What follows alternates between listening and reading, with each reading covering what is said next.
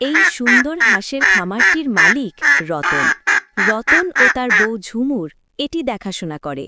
প্রতিদিন রাতে একটি দুষ্ট শিয়াল এসে রতনের হাঁসের খামার থেকে একটি করে হাঁস নিয়ে যায় আর মজা করে খায়। এরকম সে বারবার করতে থাকে, কিন্তু রতন কোনোভাবে বুঝতে পারছিল না যে কে তার হাঁস ধরে নিয়ে যায়। প্রতিদিনের মতো দুষ্টু শিয়ালটি আজও রতনের হাঁসের খামারে চলে এসেছে। সে খুব আস্তে আস্তে হাঁটতে লাগলো, যাতে কেউ বুঝতে না পারে। আহ, কি সুন্দর হাঁস, কি নাদুস নুদুস, দেখে তো মনটা ভরে গেল।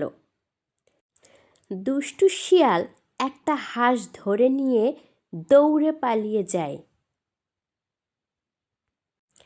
শিয়াল হাঁস নিয়ে পালানোর সময় রাস্তায় বাঘের সঙ্গে দেখা হয়।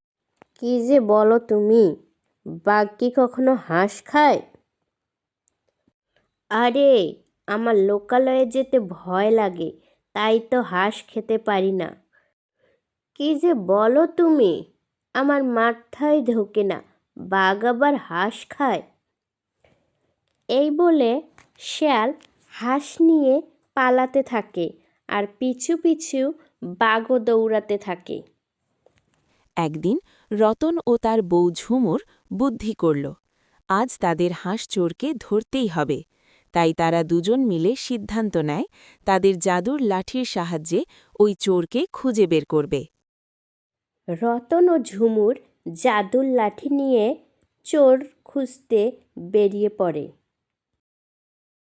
রতন জাদুর লাঠি নিয়ে অপেক্ষা করতে থাকে, কখন ওই চোর আসবে। অপেক্ষা করতে করতে একটা শিয়াল সেখানে চলে আসে। রতন ও ঝুমুর শেয়ালের পিছু নিতে থাকে। তারা দেখতে থাকে শেয়ালটি কোথায় যায়। শেয়াল যেদিকে যায় তারা দুজনও সেদিকেই যায়। তারা দুজন মনে মনে সিদ্ধান্ত নেয়, চোরকে আজ ধরতেই হবে। চোরকে ধরতেই হবে।